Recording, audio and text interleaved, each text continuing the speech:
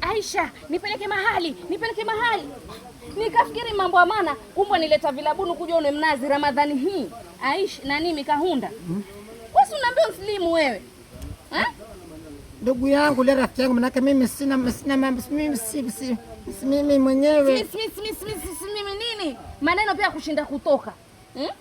Unaniambia kwa nambia vizuri mwenzako ninasilimu. Shemeji yako Muislamu. Ramadhani hii na mnazi tena mwenyewe kabisa, hata aibu huoni. Ni Uislamu gani sasa huu? Niambie ndugu yangu Aisha, niko na stress. Shemeji yako nimjua juzi, kamshika chumbani ananyonga shemeji yako.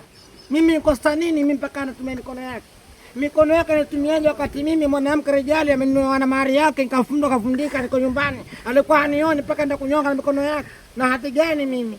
Sasa nipate kunywa pombe. Bwana hayo sema sasa kama yanyonga yafanya nini hizo dhambi zake. Hiyo wewe sasa stress ndio sikuna. Mtu akiwa na stress na mwezi kama huyu elekea kwa Mungu wake. Wewe wajileta hapa vile hawa watu wakikuona jamani Mikahunda yule aslimu juzi unatupaza mnazi. Asi aibu saumu huna na mnazi juu. Sasa ingine unapata maida mazuri twende zamani wanaibisha rafiki yangu. Alhamdulillah rihaji.